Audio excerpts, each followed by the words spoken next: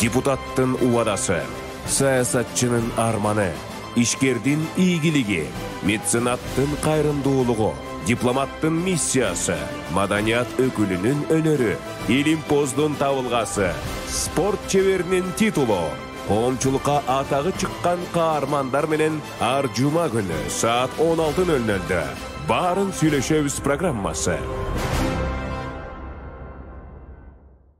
Кутман күн угарман жана бизди Facebook аркылуу көрүп жаткан көрүүчүлөр, эфирде баарын сүйлөшөбүз программасы. Аны мен Орозгүл Арстанова алып барам. Бүгүн бизде конокто туризм департаментинин мурдагы директору, бренд боюнча адис Максат Чакиев мырза. Максат мырза, биздин студияга кош келипсиз. Кош келдик. Чоң рахмат. Максат мырза, ошол сиз менен маекти учурдагы ишмердүүлүгүңүз тууралуу баштасак, азыркы тапта эмне менен алексиз? Азыр эми биздин ишмердүүлүгүбүз мындай айтканда геотуристтик жактан деп койсок болот, геомаданий, геосаясий жактан нукта иштеп атабыз. Бул Кыргызстандын ичинде эмес, Кыргызстанга эч кандай байланышы жок. Биз сырттан өлкөлөргө мындай айтканда ала жактан заказдарды алып, ошол жакта туризм жагынан болобу, ушу маданий иш-чараларынан болобу, же саясий жактан болобу, чоң азыр долбоорлорду иштеп чыгып, ошолордун үстүндө иштеп атабыз да. Андан тышкары өзүбүздүн жеке долбоорлорубуз бар. Мисалы буга чейин билесиздер, биз көчмөн оюндарын иштеп чыкканбыз. Эми азыр көчмөн оюндарынан масштабдуулугу 10 эсе чоң болгон. Ошол бизде башынан эле мындай айтканда кыялыбыз бар болчу, ошол олимпиялык оюндарга бир конкурент түзсөкпү депчи. Анан биринчи эле ошол продукт катары көчмөн оюндарын жасаганбыз да. Анан эми накта ушул учурда ошол продуктубуз даяр болду дагы. Азыр биз ошол чоң долбоорлорду, бул мындай айтканда эл аралык международный деңгээлдеги долбоорлор, азыр ошол чет өлкөдөгү мамлекеттерге сунуштап, мындай айтканда эшиктерди каккылап жүргөн учурубуз. Бул албетте оңой эмес экен, себеп дегенде бул каражат жагынан эле эмес, убакыт жагынан дагы, энергетика жагынан дагы абдан чоң талаптарды, күчтөрдү алат экен. Акыркы чачтарыбызды жок кылып атабыз, түшүрүп атабыз дегендей, азыр ошонун алкагында жүрөбүз. Эми Кудайым буйрса ойлойбуз, Кудайым оомин деп коюп, жакын арада бир үзүлөрүн көрөбүз го деп. Бул долбоордун үстүндө канча адам иштеп жатат? Командаңыздар кандай куралды? Биз өзүбүздүн командабыз бар. Командабыздын атын бренд концепт деп коебуз. Бул компания эмес, бул анткени эл аралык команда. 4 мамлекет бириккенбиз. Бул Кыргызстан, Казакстан, Россия Федерациясы жана Австрия мамлекеттеринин өкүлдөрү. Баарыбыз биригип алып туруп, ар бир тармактардын өзүнүн серепчилери, касапчылары бар. Мисалы брендинг жактан болсо, мисалы геосаясий жактан болсо, ал жакты мисалы мен алып барам.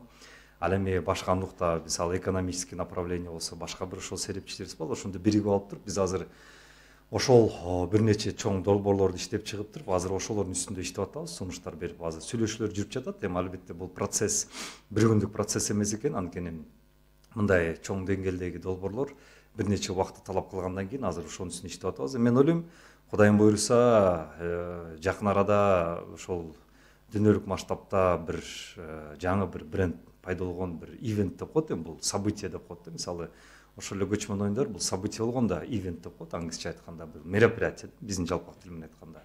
Ошондо сыңары бир чоң, Кудайым буйрса ошол ивентти жарыялайбыз дагы. Анан албетте Кудайым буйрса иншаллах анын башында ошо кыргыздар дагы турат. Мисалы, мен жана башка ошо биздин Кыргыз мамлекетинин жарандары бар. Ошондой эле казак туугандарыбыз бар.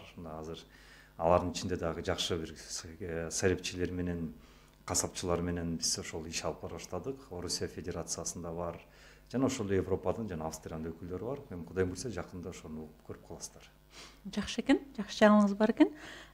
Максат мырза, анан сиз ушул жакында эле Facebook баракчаңызга өзүңүз жаздыңыз, 5-чи көчмөндөр оюнуна көкбөрү кирбей калды деп. Негизи бул эмнеден кабар берет? Көчмөндөр оюну ушул баштапкы концепциясынан такыр эле алыстап кеткен жокпу? Эми тилекке каршы ушул баягы Манас эпосун айтылат эмеспи? Көкөдүн ашы чычатактын башы деген сеңар болуп туруп, биздин ушул көчмөн оюндарыбыз ушундай саясий нукта, мисалы негизи эле бул ушундай спорттук маданий ивенттер бул кайра мындай биримдикке, достукка, ынтымакка алып келген мындай айтканда иш-чаралар болот да. Ошол эле мисалы Олимпиада болуп атканда, согуштар токтоп калганда, жана илгери байыркы Греция убагында олимпийский оюндар болобу, же афинский оюндар болобу, же спарталык оюндар болобу, ошол кезде бүт жана ошол кездеги согуштардын баары токтоп туруп, баарды келип ынтымакта бирдей жана спортто тирешип анан тарашкан да. Ошондой сыңары бул дагы көчмөн оюндары ошондо бир миссиясы бар болчу да. Биз башында ошол миссияны атайын ошол биз билгенбиз, көргөнбүз. Анткени ар бир мамлекет мындай айтканда өзүнө тартат экенин биз алдын ала билгенбиз. Анан албетте бул көчмөн оюндары бул кыргыз оюндары эмес. Биз атын көчмөн оюндар деп аткандан кийин көчмөн ошол эле казак туугандар, кыргыз туугандар, башкырт, татар, монгол баардыгы болгондон кийин ошону ар бир өзүнө бир пайда алып келе турганда биз чоң бир концепцияны толугу менен иштеп чыкканбыз да. Мисалы франшиза деп коет жалпак тил менен айткандачы. Олимпиадалык оюндарды карасаңыз, эгер ар бир мамлекетке кеткенде ошол мамлекет ал олимпиадалык оюндардын структурасын буза албайт, каалагандай калча албайт. Мындай айтканда мен мындай кылам тигиндей кыла албайт да. Ошон үчүн олимпиада оюндары 100 жылдан бери олимпийский оюндар болуп келатат да. Ал эми биздин көчмөн оюндарын карасак, Тилекке каршы мына былтыр Түркияда болду. Эми түрк туугандар эми аларга рахмат, албетте абдан каражаттарын көп жумшап, абдан көп мындай айтканда ресурстарын жумшаштырып жасап беришти. Бирок Тилекке каршы менин жеке баамда башкы көчмөндүүлүктүн концепциясынан бар кичине кетип калышты да Түркияда. Анан результатын өзүңүз көрдүңүздөр. Эми Түркияда болгон көчмөн оюндар дүйнө жүзү байкаган деле жок, чын айтканда. Эми мындай айтканда бир той сыяктуу эле өтүп кетти да, чоң той сыяктуу эле өтүп кетти. Мына кече жакында эле ошол мына өзүнө эле башка коңшулаш мамлекеттерге да барып келип алардан да сурап аттым, атайын уктуңар беле ошону десек. Жок, биз байкаган жокпуз дейт. Эми спортсмендер өздөрү эле көрбөсө, мындай жана жергиликтүү ошол Түркиянын элдери эле көрбөсө, биз байкаган жокпуз деген деп коюшту да. То есть эми аларга, конечно, аларда эч кандай күнөө жок. Анткени алар бул көчмөн оюндарын жасаган жок да. Аны биз кыргыздар ошону контролдошубуз керек да. Мисалы олимпийский оюндарды жана МОК деген организация бар, Международный олимпийский комитет, ошол контролдоп турат да. Силер чектен чыгып баратасыңар же туура эмес концепцияга кетип баратасыңар депчи. Мисалы беш бармак болсо силер мындай борщ жасап атасыңар деген сыяктуу болуп туруп, ушундай кеңештерин айтып түзөп турат да. Анан Түркияда ошол болбой калгандыктан кийин азыр мына казак туугандар өттү.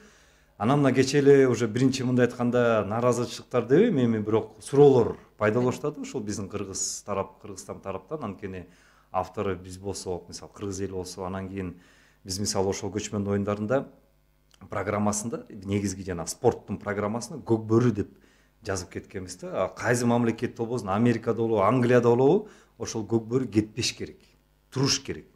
Адан тышкары албетте өзүнкөлүгүн кошкула деп. Мисалы мына азыр казак тоон кетип көк барын кошсо, бул туура эле болот. Эки оюн менен параллельно чемпионат болсо жакшы болот да. Мисалы Түркияда да ошондон астында ошондой конфликт болгон. Анан 2019-жылы мен өзүм барып туруп, тигил Билал Эрдогандын атасына барып туруп, ошо выступать этип сурангам, ошо көк бөрүнү калтыргыла депчи.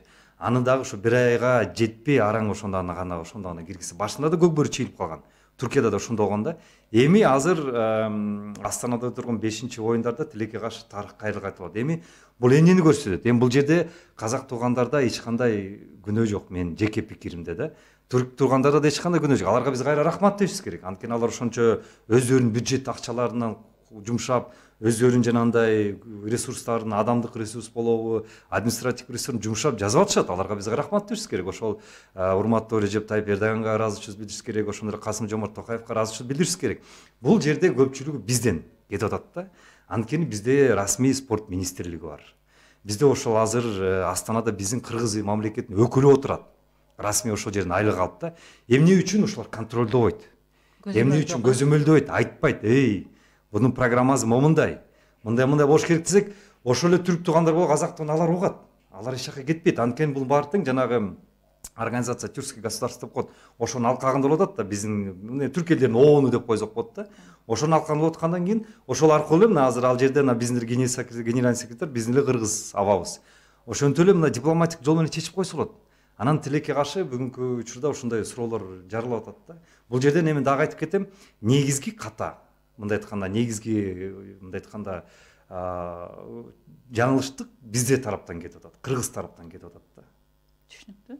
Анан негизи ошол көчмөндөр оюну Кыргызстанга кайра келиши керекпи? Ошол баштапкы максатына кайтуу үчүн же болбосо кеч калдыкпы кайра алганга? Эми мен дагы буга чейин соц тармактардын аттары менен өзүм баракчаларым атынан жазып кеткем. Азыр дагы мына сиздердин ошол Марал жакшы ошо радионуңуздар бар, онлайн телевидениеңиздер бар. Сиз аркылуу дагы расмий кайрылып кетет элем да. Урматтуу Садыр Нуркожоевич, урматтуу Өмүралиев мырза, биздин ошол ОТГ түрк элдеринин организациясынын генеральный секретары, сиздерге кайрылат элем.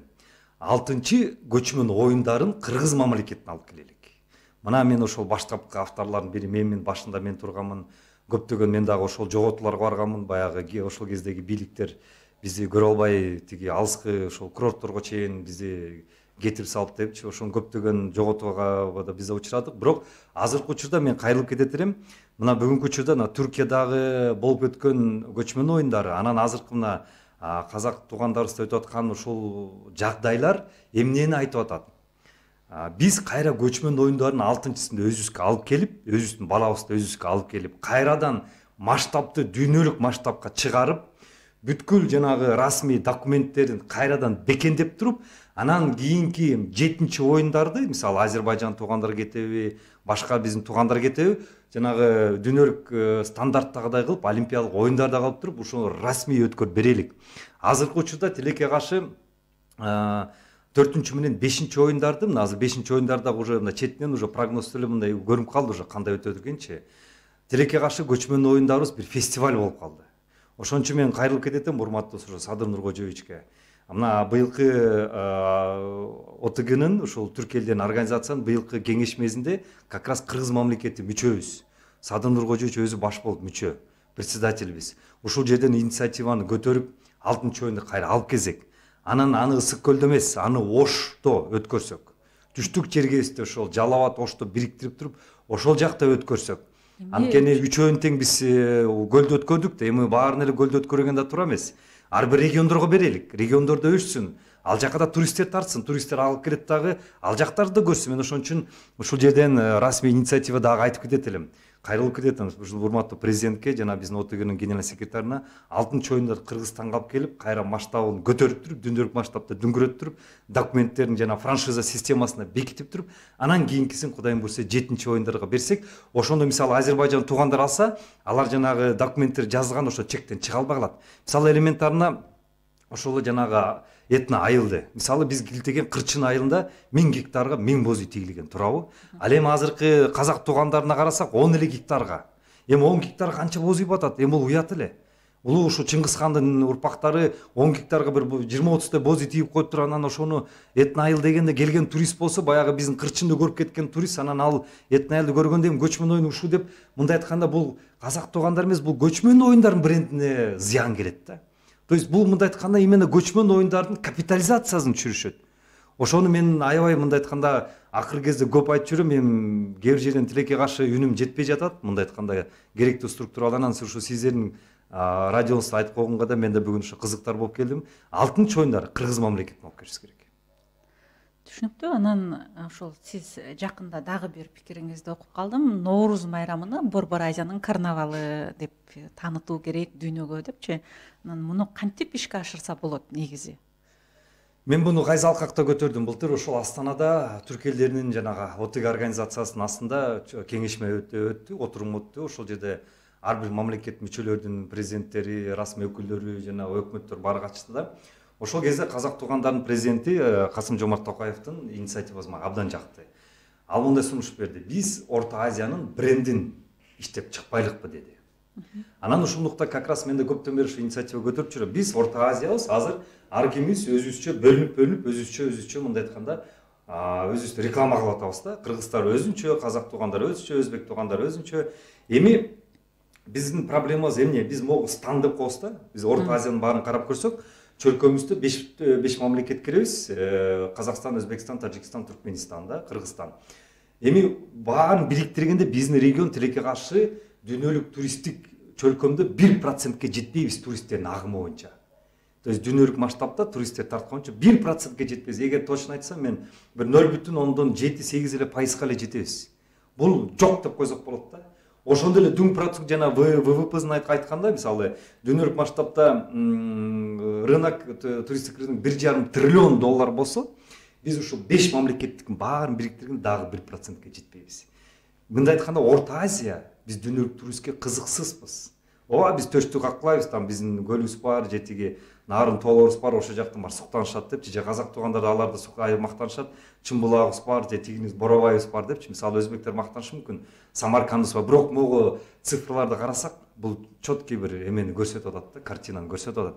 Биз канчалык мактанбайлык, биз мындай айтканда забартонбуз дүйнөлүк рыноктон. Чын айтканда забартонбуз. Өзүбүз деле мактанабыз, ана сан жери биз забарт, биз көрүнбөйбүз. Биз тумаандын арасында бир көрүнбөгөн билинбеген бир гео регионбуз да. Эми ошону кандай бир бренд менен алып чыксак болот. Мисалы мен акыркы кезде ошону мисалы бир баарыбыз тең биригип туруп, мисалы Казакстан өзүнчө, тиги Кыргызстан өзүнчө мынтип аталбай, баарыбыз келе бир Magic Stan деп чыгалык.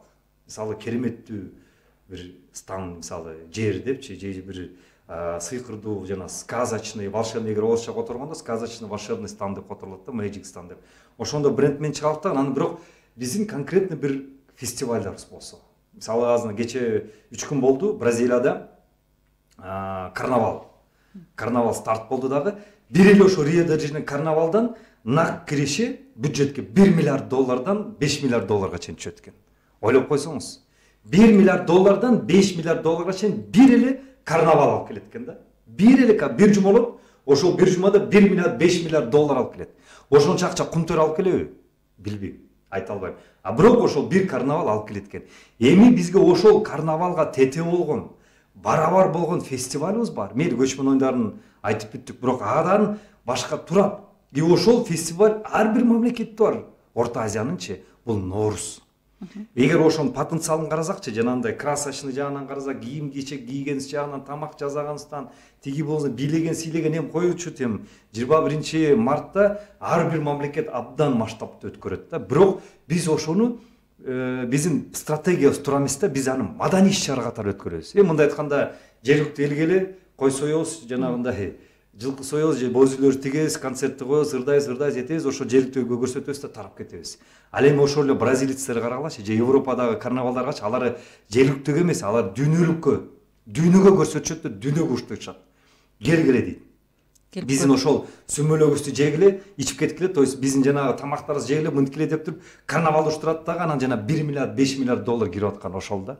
Эми мен азыр ошол инициативаны көтөрүп атам, ошол жанагы биздин ошол ОТГ организациянын астында ошол Ноорусту бириктирсек баарыбыз. Ошону дүйнөлүк масштабта реклама кылсак, албетте турист келгенде ал өзү чечет. Казак барабы, өзбек барабы, кыргыз барабы өзү чечет. Бирок биз дүйнөлүк масштабта жана Рио-де-Жанейродон карнавалындай алып чыксак, бул да карнавал. Ноорузда бул да карнавал, современный тил менен айткандачы. Эгер ошону алып чыксак, келгиле Орто Азияга дебей, жанагындай Magic Stanга келе десек, мен ойлойм бизге жанагындай 1%тен биз жанагындай 3-4-5% келе дүйнөлүк триллионду жана доллар немесине өтсөкчү, бизге менин жеке расчетум боюнча Орто Азияга эле бир 20-30 миллиард доллар киреше түшөт да. Ошонун ичинде Кыргызстанга 2 миллиард доллар келиши мүмкүн. 2 миллиард долларга биз көтөрөбүз. Бүгүнкү күндө туризм бизге 500 миллион доллардан ашпайт. Жалпы Кыргызстанга, бирок 2 миллиард долларга мындай эле жеткире алабыз. Идея жакшы, бирок ушул жерде мисалы кыргыз өзбек алакасынын эми бул саясий маселелерди алганда кыргыз өзбек алакасы соңку 5-6 жылда жакшырып кетти деп айтсак болот. Анан Казакстан менен Өзбекстан болсо эми өз ара жанагы Борбор Азиядагы лидерликти талашып жүрүш, мындай тымызын атаандаштык бар алардын арасында. Түркмөнстан болсо биз нейтралдуу өлкөбүз деп алар көп карым катнашка ачык эмес. Анан мындай тоскоолдуктарды кантип жеңсе болот? Сиз туура суроо бердиңиз, мен тилекке каршы ушуну байкап атам да. Дүйнө азыр интеграция тармагына кетип атат да. Бул негизи өзү тенденция да, биригүү. Интеграция бул дүйнөлүк тенденция. Мисалы Евросоюзда карагыла, биригип атышат да. Мисалы Түштүк Чыгыш Азия мамлекеттерин карагыла, Юго-Восточный, ошол Корея, Япония, мисалы Кытай болобу, Таиланд болобу, алар өз ара экономический жактан Малайзия, Индонезия, Сингапурлар биригүү процесстер абдан күтүү жүрөт. Латинская Американы карагыла. Алар биригүү процесстер абдан күчтүү жүрүп атат да. Мисалы ошол ислам өлкөлөрүн, араб өлкөлөрүн карасаңар, бири-бири менен чек араларын ачып, экономикалык жактан катташтарын жүргүзүшүп, булар эми бай мамлекеттер, эми булар акчага муктаж эмес. Булар бай, булар ток кишилер. Бирок ага карабай дагы байлык деп туруп, биригүү интеграция процессин кетип атат. Эми биз Орто Азия мамлекеттерин карасаң, тилекке каршы биз кетебиз дагы, эми бизге эмне жок дейм да. Тескерисинче именно биз биринчи очередь биригишибиз керек да. Чек араларды ачышыбыз керек. Болду эми атаандаштык токтотолук, 30 жыл мейли тирештик, атаандаштык, сеники меники деп бирдемелерди талашкандырбыз балким. Бирок азыркы учурда дүйнөлүк процесс интеграцияга кетип баратат. Урматтуу казак туугандар, өзбек туугандар, түркмөн туугандар, тажик туугандар, биригелик. Бири-бирибизден эч жакка кете албайбыз. Баарыбыз тең ошо чек араларды ачалык да соодаларды жүргүзөлүк. Соодалар жүргүзөлүк дагы мен ойдум, бул ошол жактан биз көптөгөн утулуштарга чыгабыз. Азыркы учурда тилекке каршы биздин тек гана утулуш болуп атат да. Өзүбүздүн рыноктарыбыз мисалы ошол эле казактыкын карасак, кыргыздыкын карасак абдан кичинекей чынын айтканда. Жанагы өзбек тажиктердикин карасак биздики кичинекей дүлүк башта. Бирок ага карабай биз чек аралашууларды жаап атабыз да өзүн шорпобуз да өзүбүз кайнап атабыз. Бул бизге эч кандай мындай айтканда выгода алып келбейт. Анан ошол учурда биздин албетте жол башчыларыбыздан көп нерсе зависит этет. Мен ойлойм, азыр учур келди, конкуренттүүлүктөн интеграцияга, достукка уже келишибиз керек. Эл мисалы ошону эле каалап атат, бизнес ошону эле каалап атат, экономика ошону эле каалап атат. Болгон гана саясатчыларыбыз гана ошого келиш керек болуп атат да. Саясатчылардын ошо Мен ошого чакырат элем да. Өлкө лидерлеринин саясий эрки жетеби ушул интеграцияны ишке ашырып кетишине? Сиздин баамыңыз? Өлкө лидерлерин албетте булар деле түшүнүп атышат. Биз бири-бирибизден эч жака кете албайбыз. Мисалы Евросоюзда карасаңыз, булар такыр маданият жагынан, тил жагынан такыр башка өлкөлөр. Мисалы ошол эле жанагы Восточный Европа менен Западный Европаны карасаңар, тил жагынан да, диний жагынан дагы булар такыр совсем башка элдер да. Ал эми биз Орто Азияны карасаңыз, тил жагыбыздан, дин жагыбыздан, кан жагыбыздан, маданият жагыбыздан баарыбыз бир элбиз. Түрк элдерибиз, маданиятыбыз, бүт бар, тарыхыбыз бардыгы бир. Бизге мындай айтканда бириккенге эч нерсе тоскоол жок да, Европага караганда да. Бирок эмнегедир биз жанагы 5 кичинекей балагы баягы тентек балдар бири менен мушташканда эле бириси түшүнбөй эле эмнегедир бириндикке келбей жатабыз да. Бирок мен азыр байкап атам, ушул азыркы жаңы жаш мисалы поколение деп коембу, аларда бул интеграциялык түшүнүктөр өтө күчтүүрөөк да. Балким биздин улуумунда мурунку союздун калдыктары калганбы, көз караштары калганбы билбейм. Бирок азыркы жашта мисалы ошол түрк дүйнөлүк жактан биригүү жагынан болобу, жана туран деп коет, турандык жактан биригүү жок да, ал жактан күчтүүрөөк да. Мен ойлойм, бир 10 жыл ашып кетсе 10 жыл калды. 10 жылдан кийин ушул биринчи кадамдар башталат деп мен жеке прогнозум бар да. Ошол интеграциялык жактан мисалы мен бир көз карашымды айтып коеюн. Азыркы учурда биринчи кадам балким саясий биригүү болбойт. Ал албетте саясий биригүү болсо бул анда Советтер Союзунун эле бир эмеси болуп калат. Ал жакка балким азыр эртерээк. Биринчи может балким ошо экономикалык биригимдик пайда болушу мүмкүн да. Бирок ал экономикалык биримдикке да балким бул геодержавалар бизге уруксат бербеши мүмкүн. Мисалы эми бул геосаясаттар бар да. Бирок мен азыр көрүп атам, биринчи площадка, биздин интеграциянын площадка да. Мен ушул туризмди көрөт элем да. Биз ушул туристтик жактан биринчи бир туристическое пространство деп туруп бириксек. Бул оңой эле. Буга мисалы экономический же политический ушундай мындай айтканда татаал бир чечимдер кереги жок. Бул жерге эки эле нерсе керек да. Виза. Визаны эле биз чечсек, туристический визаны кабыл алсак, балким Орто Азия дейсизби, Туран дейсизби, же бирдеме дейсизби, ошону жана шенгенский виза бар эмеспи, ошондо атын атап койсок, бүттү. Биринчи туристический пространство уже появляется. Буну Орто Азия же түрк дүйнөнүн өлкөлөрүнүн алкагында дейбизби, бирок уже мына биринчи прецедент бар. Андан кийин экинчи кадам уже экономический болот. Анан эми саясий бул келечек көрсөтөт. Ага эгер жетсек саясий биримдикке барабыз, болбосо анда экономический эле пространствода калабыз. Бул да абдан жакшы. Мен ойлойм, азыркы учурда ушул биздин президенттерге ушул сунушту да берип кетем. Ушул туристический пространствону көрсөңөр. Бул бүгүнкү күндө кылсак болот. Бул оңой жана жеңил. Анан баардыгыбызга экономический жактан да выгодно болот. Мен жогоруда жана айткандай, биримдиктүү бир бренд менен чыксак, жана Ноорузда ошол фестивалдарыбызды, карнавалдарыбызды алып чыксак, биздин уже биринчи эффектилер келет. Баарыбыздын өзүн көрөбүз да. Түшүнүктүү. Анан азыр өзүңүз дагы туран деп айтып кеттиңиз да. Мисалы бирок ушул эле биригүүлөргө мисалы биздин коом канчалык даяр, бул эми ошол туризм жактан болобу, саясийге али көп бар көрүнүп турат. Мисалы ошол эле жакында эле жана орусиялык тарыхчынын жана Эренек кыргыздардын беги деген китебинин айланасында деле бир топ карама каршы пикирлер пайда болуп, мисалы силер түрк тилдүү элдерден кыргыздар үйдө турат, мурун жаралган деген ушундай азыр эки тараптуу пикирлер менен кайым айтышууну көрүп атсаңыз керек, Facebook аркылуу жазып атышат. Мисалы ушундай тоскоолдуктар булар болуп келген эле нерсеби, же кандайдыр бир күчтөрдүн таасири астында болуп жатат деп эсептейсизби? Бул идеология маселеси да. Идеология боюнча мен эки нукта айтып кетет элем. Бул биринчи, кыргыз мамлекетинин ичинде идеология. Азыркы учурда бизде кыргыз мамлекетинин чет элекке каршы бир идеология жок. Биз кимбиз? Биз каяктан келдик? Анан каякка барышыбыз керек келечекте. Мындай айтканда, кыргыз видениеси, көз карашы, кыргыз вижн деп коет да. Мисалы 10 жылга эмес, 20 жылга эмес, 100 жылга алдыга чийген бир картабыз жок азыркы учурдачы. Тарыхыбызды мейли азыр казып атабыз, мындай айтканда азыр тектерибизди ата бабаларыбыз мына эскерип, мына көп ачырышта жазып, бул абдан жакшы да. Анан азырынча кыргыз мамлекетинин ичинде биздин бирдиктүү бир чөткү идеологиябыз жок. Идеология деген бул өзөк да. Бул өзөк. Биз ошол идеологиянын тегерегинде саясатыбызды жүргүзөбүз да. Эгер биз өзүбүздү, мисалы, кыргыз мамлекет, кыргыз дейбизби же туран же түрк элдеринин же заманбап мамлекеттерди чечилип алсак, албетте саясатыбызда ошого нукта болот да. Тилекке каршы кыргыз мамлекетинин анда азыр жок. Биздин коомубуз дагы бөлүнүп кеткен. Эми ислам жагынан күчтүүлүк идеология бар, кыргыз мамлекетинин улуттук идеология жана националисттик идеология бар, заманбап Европа жактын идеология бар дагы. Анан азыркы учурда ошол бизде мен көрүп атам, ушу 3 тармак бир мындай айтканда ички тирешүү дебейм, бирок бир бөлүнөр болуп атат да, мындай айткандачы, көз карашты жактан бөлүнөр болуп атат, саясий жактан эмес, көз караш жактан.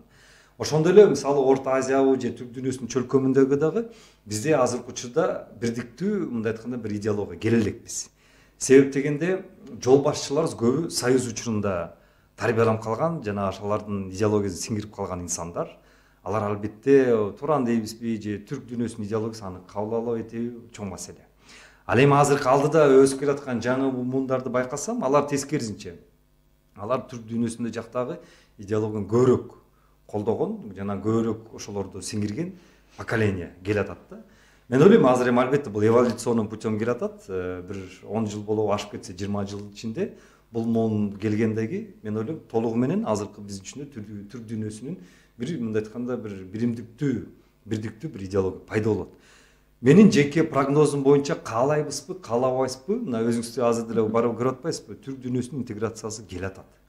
Мына кечээ эле кеңеш болгон, ошол эле организациябыз, жана ОТГ дейинчи, азыр уже организация болду. Бул өзү эле процесс келатат. Башка ооба державалар балким кандайдыр бир тоскоолдук кылып атабы, кылып атпайбы, бирок алар деле түшүндү. Баягы түрк бир туугандар бири-бирине тартылып атат дагы, баягы бурда ажырап кеткен 5 бир тууган бири-биrini табышып, кайра 5 бир тууган бир очоктун тегерине чогулуп атканда ага эч ким тоскооло албайт экен, баары түшүндү.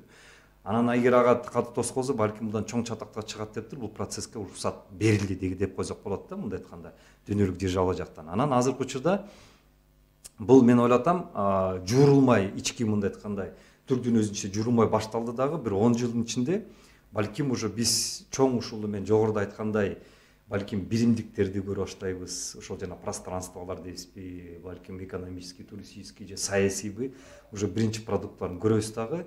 Мен ойлойм ушул геополитикалык бир рынокто жаңы бир чоң бир рынок, бир пространство, бир аймак пайда болот да. Бул уже азыркы учурда биз өзүбүздүн ар бир бөлүнгөн болуп атпайлыкпы? Бул жерде мындай таможенный союзга окшогон, балким Евросоюзга окшогон ошондой бир чоң биримдик пайда болот да. Бир мен ойлойм бул жерге ашып кетсе 10 жыл эле калды да. Анан бирок ошонун ичинде биз кыргыз мамлекетти биз ошо чейин дагы өзүнүн идеологиясын иштеп жатсак жакшы болот эле. Мисалы азыр госсекретарыбыз бар, урматтуу Касманбетов мырза. Ал киши да абдан жакшы темаларды көтөрүп жүрөт, этип жүрөт. Бирок мен ал кишиге дагы суранат элем, стратегия жактан көбүрөөк көңүл бурсаңыз. Анткени стратегия деген эмне? Бул 50 жыл, 100 жыл мурун алдыга түптөй турган бул идеялар. Идеология эмнеден чыгат? Идеядан чыгат. Эгер адамда идея болсо, анан идеология пайда болот. Идеология бул эмне? Бул программа. Ошол идеяны, чоң идеяны ишке ашыратын программа. Мисалы, Американ идеясын айтсак, бул свобода, демократия. Аны ошол идеяны идеологияга айландырды, мына азыр программаны ишке ашырып атат. Мына бизде дагы демократияга жана айкындык сөзгө деп баарыбызга ошонун саясатын таңып атат да. Мисалы, ошондой сыңары бизде да ошол идея пайда болсо, бул бизге бир энергияны берет да. Мисалы, убагында Манас атанын, Барзбек Кагандан идеясы эмне болгон? Дүйнөлүк державаларды курам деген идея болгон. Ошонун артынан анан жана программасы, идеологиясы пайда болду, жана анда аскерлерди курду, каганаттарды курду, тегелер кылды. Мына биринчи миңжылдыктан биздин дүйнөлүк адамзаттын тарыхында абдан чоң из калтырдык да. Эми мен азыр ойлойм, бизде ошого уже аттанышыбыз керек. Жок дегенде биринчи кадамдан башташыбыз керек. Ушул жерден суроо, Максат мырза, сиз ушул маектериңиздин биринде биз уруулук түшүнүктөн чыгып, ушул улут катары биригип баштадык, ошо биригишибиз керек деп белгилеген экенсиз. Бирок азыркы тапта ушул өлкөдө жакында эле ушул чоң уруулардын улам курултайлары өтүп жатат да. Мисалы, ошол эле Кыпчактардын курултайы, Наймандардын курултайы, дагы бир канча уруулардын курултайлары өтүп жатат, өткөнү жатат. Анан бул жакшы эле көрүнүшпү? мен ушул курултайларга уруулардын курултайына карама каршымын, толугу менен каршымын. Мисалы мен эгер ошол бийлик бутактарында болсомчу, мен ошол курултайларга чара көрмөкмүн. Түздөн түз чара көрмөкмүн да. Толугу менен мыйзамдан чыгарып салмакмын буларды. Мисалы 2000-жылдыктарда биз уруучулукка келгенбиз. Мисалы эгер тарыхка келсек, 1-миңжылдыкта бул жана биздин каганат доорунда, улуу каганаттар доорунда, Барзбек кагандардын доорунда, Берке кагандардын доорунда биз анда мындай айтканда улуттук идентификациясы күчтүү болгон. Анда уруучулук деген өтө аз болгон. Уруучулук балки мындай кээ учурда эле айтылып калбаса, ал көбүнчө кыргызмын деп жүрүшкөн да. Ошон үчүн атында кыргыз каганаты деп атышат да. Мисалы Саяк каганаты же Бугу каганаты деп аташкан эмес, мисалы да. Жалпак тил менен айтканда. Ошон үчүн улуттун аты менен алар аташкан. Кыргызбыз депчи. Барсбек баба кагандарыбыз баш бул 1-миңжылдык. Анан албетте 2-миңжылдыкта тилекке каршы кыргыз улутунда оор учур келди дагы. Биз Ала тоого ооп келгенде биз жана Кокту колотууларга тыгылдык дагы. Албетте жана Кокту тоолор бизге естественный мындай табигый дуалдар болду дагы. Бул Коктуда жашаган уруулар тиги Коктулар менен карым катнаш болбой калып, жылдап. Албетте анан уруучулук идентификация күчөй баштады. Мисалы биз кушчубуз же тиги там басызбыз, сарыбызбыз деп ошондойлор нерселер көбөй баштады. Албетте бул 2000-жылдыкта бул мындай айтканда выживаниеге аман калуу үчүн балким бул туура болгондур. Мен буну жаман дебейм. Бул туура болгондур. Бирок мына азыр 3-миңжылдык келди. 3-миңжылдыкта биз эми улуттук идентификацияны алып чыгышыбыз керек. Биз азыр бир асабанын астында биригишибиз керек.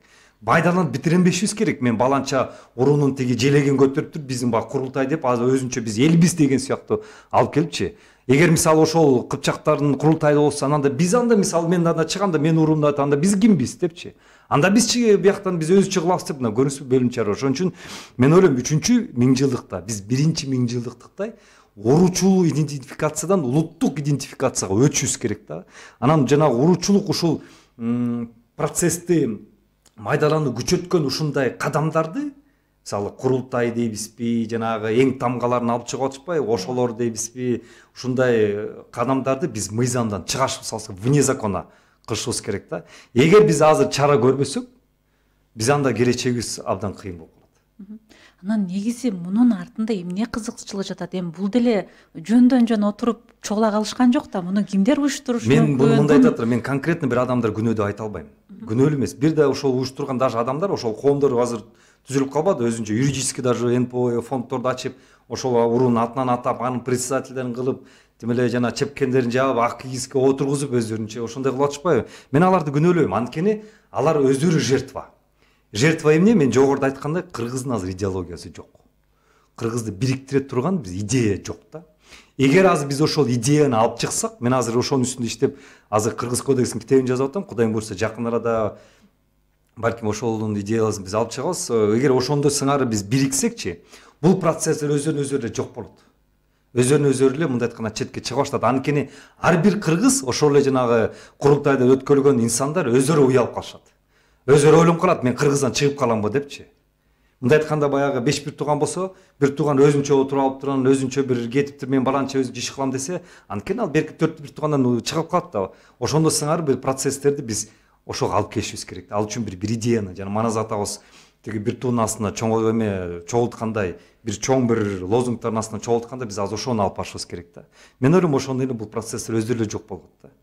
Түшүнүктүү. Анан Максат мырза, ушул сиздин биографияңызды карасак, сиз негизинен ушул жеке сектордо, ушул маркетинг, брендинг тармагында иштеп келип, анан мамлекеттик кызматта аз эле болуп турсуз. Бул ошол маданият министринин орун басары, туризм департаменти жетекчилигине келген экенсиз. Андан кийин кеттиңиз кызматтан. Ушул сизге кайрадан сунуш түшсө, мамлекеттик кызматка кайра келүү оюңузда барбы? Албетте, эми мамлекетибиз, элибиз, жерибиз кызматка чакырса, кызмат кылганга даярбыз. Мисалы мен буга чейин Маданият мырза туризмде жетектеп келдим, көчмөн оюндарын жазадым. Ошо биринчи көчмөндөн алып келип, ошол кездеги президент баш болуп, ошол кезде премьер-министр баш болуп, көчмөн оюндарын жазабайбыз деп кабыл албай жүргөндө, мен анда ошондо туризм департаменти болуп, замминистр болуп, жок, жазайбыз деп ар бир эшиктерди каккалап жүрүп, ошентип отуруп жазаганбыз. Ага чейин Талас областынын администрациясында иштедим, ал жерде да туризм жактан кызматтар көрсөттүк. Эми азыркы учурда менин мисалы жеке көз карашым, эмне үчүн азыр мен брендинг менен займатся деп атам да. Брендинг бул брендинг эмне? Бул да идея. Мисалы сиздер өзүңүздөгү жана Lexus, Gucci, Prada, iPhone деген бир жанагы Mercedes деген брендтерди көрсөңүз тим эле каалап каласыз да, көрдүңүзбү? Брендтин идеясы күчтүү да. Ошондо сыңар мен ошол брендинг бул заманбап тил менен айтканда бул ошо идеологиянын бир жаңы технологиялар да. Биз азыр ошо жаңы технология менен иштеп атабыз. Кудайым буйрса, албаба мен да бир кыялдарым бар, мисалы келечекте балким госсекретарь болуп келип калсам, мен анда ошол идеологияны мамлекетке киргизем. Кыргыздын идеологиясын. Анан кыргыздын идеологиясында дүйнөлүк масштабта алып чыга тургандай. Мен жеке бир кыялым бар, биз 3-чү каганатты тургузушубуз керек. Биринчи каганатты Барсбек каганыбыз тургузса, экинчи каганыбызда тиги Ажоо, Алпсолагай, Көмөлөге жанагы Белги, Бейгу жана кагандарыбыз тургузса, эми азыркы учурда биз баарыбыз отурабыз урпактар. Биз азыр ушул 3-чү каганатка башташыбыз керек. Мисалы мен ошол идеяны алып келетирим. Анан адан тышкары балким ошондой эле туризм жактан дагы мен өзүм жеке видение көз караштарым бар. Туризмди биз азыр айзарат атпаймынбы? Бизге ВВП, туризмдин долясы ВВПда ички дүң продуктусу $500 миллион. Адан аша албай жүрдүм. 600 миллион бул жана көчмөн оюндар болуп атканда ошого жетебиз. 2 миллиардка мындай эле жеткирсек болот. Эч нерсе жерди каспай эле, тоо ташты каспай эле 2 миллиардка чейин жеткирсек болот да. Ошондой жактан дагы биздин видениябыз бар. Кудайым буйрса, эгер кыргыз мамлекетибиз чакырса кызматка, биз даярбыз.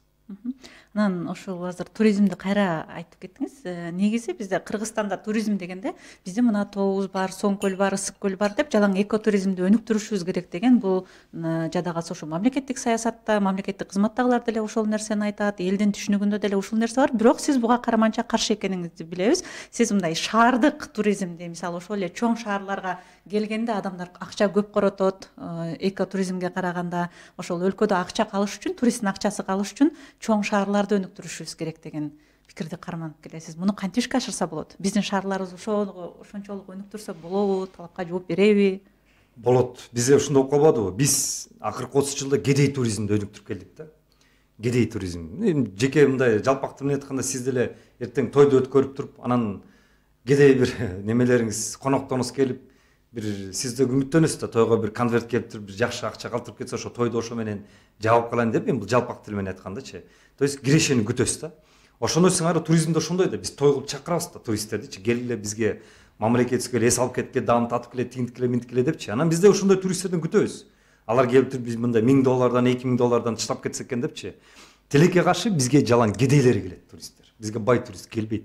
Келет ташып кетсе бир канча бир 5000 сом, 10 000 сомго чейин эле, мисалы ала өзгөчө өзбек туугандар аркылуу келген туристтер 1000 сомго жетпеген акчаны эле калтырып кетет. Бирок адан канча деген тебелендилер. Мисалы азыр Коктуголоттун баарын эле кыргыздар туугандарыбыз баарыбыз эле 5-6 боз үй тийип коюп эле, этин айыл деп коюп эле. Анан ошол боз үйдө канча деген акырчыкидер калат, канча деген зыянгли жана фейри тайттар менен жанагы идишактарын жуат, анын баарын сууга төгөт. Ошол жерден жана канализация акыр жекер койчу канчадан экоцид болуп атат. Коктуголот анан бүт жерге болсо боз үй болуп кетти.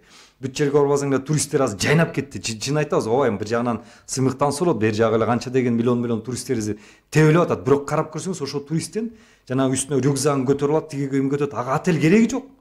Мисалы жана биздин 5 жылдыз отель, 400 жылдыз отель ачып атпайбы? Ал жерде бир күндө $100 төлөйт. Ал $100 төлөйт, кереги жок дейт аны. No, thank you дейт да. Мен өзүм жана рюкзагым бар, ал рюкзак коюп жата берет. Көрүңүз, бизге акча түшпөйт адан. Аны даже тамак сатып албайт бизге. Анын өзүнүн бир паёгу бар, ошо паёгу менен келет дагы жөө кетип калат. Ал кедей турист, көрдүңүз? Бизге ошол керекпи? Тоот ашсыз тебелеп жүрөт ал. Бизге акча түшсүн да. Мисалы өзбек туугандар ал жактан прагматичный. Алар тоот ашын апарбайт, алар атайын ошо шаарларга тыгат да. Шаарга тыккандан ал киши жана шаарда жүрөт, ала жок гостиницага жатыш керек, ала жок таксини жалдаш керек, ала жок кафеге акча төлөш керек, ала жок жана сувенирин сатып алыш керек. А бизде тоодо кайсы сувенир сатып алат? Тоодо жок да жана сувенирный магазиндер. Магазин жок да, кафе жок да тоодо. Көрдүңүзбү? Ал өзүнүн жанагы казан коюлат дагы жанагындай өзүнүн өзү тамак жасайт. Бизге бир тыйын да акча түшпөйт, мындай айткандачы. Көрдүңүзбү? А биз мактанабыз, миллион турист келди депчи. Биз наоборот, биз экоцид кыла турган инсандарды чакырып атабыз. Ошон үчүн мен акыркы кезде да ошо инициативаны көрүп отурам. Биз элитарный туризм көтөрөлүк. Токтотолук ушул экоцидтичи. Жана жалагаза көлдү дагы келсе керек болсо жаап салалык. Жана андай бир комнатага 500 сом төлөп же 1000 сом төлөгөн андай турист керек жок. Ооба, бир зонаны бөлөлүк кыргыз жарандарына. Ошол 1000 сом менен жата берсин. Бирок жана манака кылалык. Келгенде эле жана бир көмөгө комнатага $100, $150 төлөсүн. Яхталарды коюп, ошолорго $1000 төлөп чыдап кетсин. Бизге 100 000 эле турист келсе, бай турист. Даже 10 000. Жанагы 1 миллиард, $2 миллиард ошолор берет да. А биз азыр 2-3 миллион, 7 миллион деп атабыз. бир тыйын түшпөгөн адамдар келип атат. Мен жогоруда айткандай өзүнүн тамагын өзү алып келет, жейт да бизге чичип кетип калат, мындай айтканда жалпак менен. Анан бизге казаныбызга эчтеке түшпөйт. Даже каза таксисттер айтып атпайбы? Бизге отурса дейт, содалашат дейт, жана Яндекс менен 200 сомго төлөйт дейт. Эми ошон үчүн чакырабызбы ал турист 200 сомго мындай Яндекс такси менен төлөгөнчү. Ал эми ошол эле жана чет өлкөдө Европада карагылачы. Стамбулга барсаңыз, сиз таксиге бер жагы $100 төлөйсүз. А бизге 200 сом. И то Яндекс ал тиги Россияга кетип калат акчасы. Бизге эчтеке кылбайт. Ошон үчүн биз азыр жанагы эми тоо таштардан биз шаарларга буларды мажбурлашыбыз керек да. Анткени шаарларда булар акча коротот. Ошол эле ночной клубтарга барат, кафе, ресторан, кофейняга барат. Бирок шаар дегенде мисалы Бишкек эле эмес. Бизде кичи шаарларыбыз бар. Мына Каракол, Ош, Жалал Абад, сонун шаарларыбыз бар мисалы да. Ошол эле Баткен, Талас мисалы, Нарынды, ошолор жандандыралык. Ошол жака бизнесмендерди ошол жана кафейне, сафейлерди алып келип туруп курдурсак, мисалы, жандатсак, ошол жерде продукттар жаратсак, именно туристтер ошого барат, анан биз өзүнүн жаратылышты сактап калабыз да. Баарын тиги кокту колотуга тыкпай, ошол жерде акыр чикири кылбай, шаарларга, пусть ошол жерден отелдерге жатсын, ошол жерде акчалар төлөсүн, таксисттерди тапсын, ошол жерде жанагы ресторандар, ночной клубтар болуп, жанагы мына кече жакын деле Нарын шаары жанагы колесо обозренияны тургузасыз деп, вот пожалуйста, ошондон барып турган туристтер бар. Азыр болсо ал колесого жергиликтүү нарынтардан барбаса башка эч ким барбайт. Ошон үчүн мен ойлойм, стратегиябызды өзгөртүш керек, көз карашты өзгөртүш керек. Убакыт келди. Түшүнүктүү. Анан Максат мырза, ушул саясий брендинг боюнча дагы сизге суроо берейин деп турам. Негизи эле бизден ушул саясатчыларда өзүнү бренд катары таанытууга канчалык көңүл бурат биздин саясатчыларыбыз? Тилекке каршы бизде андай жок. Мына азыр биз саясий брендинг менен иштейбиз. Башка сырттагы ушундай тажрыйбабыз да болду. Саясий бренд боюнча инсанды жасап бердик. Бизде андай идолдор деп коет да, мисалычы, баланча саясатчы деп көрүп, ошондой суктангандай мисалы да, анын авторитети эми кылымдап деп койсом болот да, ошондой кала тургандай, анан мындай кыргыз мамлекетинин ичинде өзүнчө бир статус деген бул должность эмес. Бизде ошол министр болуп кала же премьер-министр болуп кала эле болду, анан кийин баягы ошондо эл мактайт, адам түшүп калса анан эл болсо тебелеп баягы кетип атпайбы. Адан тышкары ошондой бир деңгээлге жете турган саясатчылар биздики заманбап жок. Ооба жанагындай кайманаттар коюп коет, өзү баланча түкүнчө депчи. Анан ошо менен калып калат, бирок аны бүгүн жактаса эртең жамандашат да. Мисалы, акыркы кездеги мына ошол эле мына көлдүн акелерин алсак, мына карап көрүңүзчү. Мына вот саясий бренд ошол деп койсок болот да, акелерди азыр эч ким, бул биз үчүн улуу инсандар. Ошол эле мына Курманжанда даткаларыбыз бар. Аларды көргөндө биз түбөлүктүү ал инсандарды сыйлайбыз. Алар саясатчылар, бирок көрүңүзбү ошондой улуттук статуска жетишкен да. Бирок азыркы учурда биздин саясатчыларыбыз шайлоодон шайлоого, кызматтан кызматка бүттү. Калгандан кийин эмне болсо ошол. Булар долгосрочный стратегиялык иштешпейт. Мисалы жана Туркиядагы саясатчылар карасаң, эми бир эле примерди келтирейин. Жанагы булардын өзүнүн жана эмеси бар, бөрүлөрдүн лидери бар да. Ошолордун лидерин карап көрсөңөр, үйлөнгөн эмес экен. Атайын үйлөнбөптүр. Баласы кызы жок, аялы да жок, болгон да эмес. Такыр үйлөнгөн эмес. Эмнеге десе, мен көрөт ушундай атайын саясатка аттандымбы дейт. Мен ушул идеяны дейт өмүрүм агына чейин ушуну алып барам деп туруп, азыр канча бир 75-80ге жакындап калдыбы, ошол канчадан бир саясатты келатат, ошодо экен да.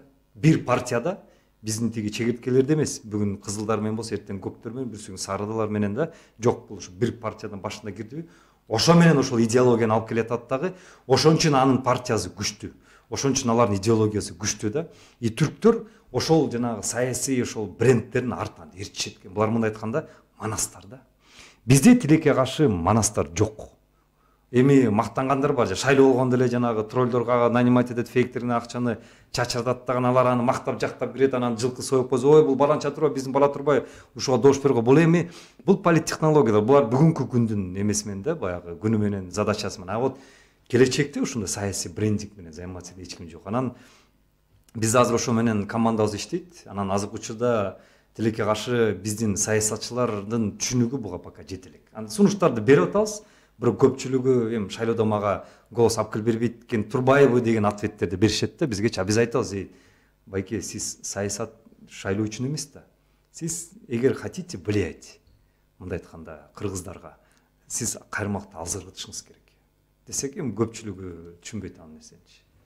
Түшүнүктүү. Анан быйыл ошол сизге соңку суроо болсун. Убакыт бизге бөлүнгөн убакыт аягына чыгып бара жатыптыр. 2024-жылы Кыргыз мамлекеттүүлүгүнүн 100 жылдыгы белгиленет деп, бул жана Кара Кыргыз автономдуу облусунун түзүлгөн жылына байланыштуу белгиленет деп жатат. Муну кантип белгилеш керек? Себеби бизде мамлекеттик маарекелер көбүнчө ушул конференция, анан бир боз үй тигилип, тойлор менен эле жыйынтыкталып калат. Балким бир аз өзгөчө кылсак болобу? Ооба, бул жактан да мен дагы ойлондум элем. Ушул тилекке каршы бизде юбилей десе эле ушул 100 бозун тигет, 20 жылкын соет дагы, жанагындай сахнаны коюп туруп эле, анан Ала тоодон же КТРдан көрсөтүп коюп эле, абдан сонун өттү деп эле коет, бүттү. Эми бул баягы мен жогоруда айткандай бир маданий эле бир маареке болуп калат. Ошону бир масштабты өткөрсөк жакшы болот эле да, масштабты. Бул жерде жанагындай Кыргыз мамлекетинин ичинде эле дүйнөлүк масштабта өткөрсөк да, биздин 100 жылдыгыбызды деп атабызбы, ошол 100 жылдыгыбызды көрсөтсөк. Балким 100 жылдыкты мен мисалы сунуш берет элем, 3000 жылдыктык же 2000 жылдык дейли. Мисалы Каганаттын түзүлүшү деп туруп, ошого да байласак, например, да, мисалы. Анан кийин дүйнөлүк масштабта биздин канчадан элчилерибиз бар. Бир Европада болобу же жанагы Америкада болобу, ошол жакта да бир дүйнөлүк деңгээлде биздин ушу мамлекетибиздин жанагы аз жакында Катарда экспо болуп атат да. Мисалы Казактарда экспо өтпөдү, азырына ошон чоңу Катарда болуп атат. Ошондой эксподай кылып туруп бир чоң көргөзмөлөрүбүздү өткөрүп, баары көрсүн, билсин бизди, кыргыз ким экенин. Көрсүн, кыргыз мамлекетинин ичинде кыла берсек, бизден башка эч ким көрбөйт. Ооба, жанагы дуван, жети дувандан аксакалдарыбыз келет, батасын берет, беш бармакты жеп тарап кетет, бүттү. Жок дегенде жана бюджеттин акчалары, кайран акчалар чачылып кетти. Мен сунуш беретем, ошол акчаларды кайра сыртка чыгарсак. Мисалы Берлинде болобу, бизде стратегический векторларда, мисалы Москвада, Пекинде, Анкарада, Нью-Йоркто, биздин жанагы Дубай дейбизби, Абу-Даби, мисалы стратегический векторларда ошол жерден чоң көргөзмөлөр өткөрөлүк. Көрсүн, мисалы ошол Берлинде Евросоюзда кыргыз ким экенин көрсүн. Ошол жерден мисалы манас айттыралы, көк бөрүн ойноттурабызбы, мисалы дейм. Ошол жерден беш бармак сунуштайсыз, борсокту жейбизби, мисалы жегистиребизби, көрсүн, кыргыз эл ушундай турбайбы деп туруп. Мен ойлойм, ошондой кылсак сырттан, кыргыз мамлекетинин ичинде эмес. Ошондо мен ойлойм 100 жылдыгыбыз действительно 100 жылдык болот. Анан бияктан хоть 1000 бозун тигип туруп эле беш бармакты кылып тарап кетсек, бул айтып отурсак көп нерсе дегенде. Максат мырза, сизге ыраазычылык билдиребиз, келип ушундай кызыктуу маек курганыңыз үчүн.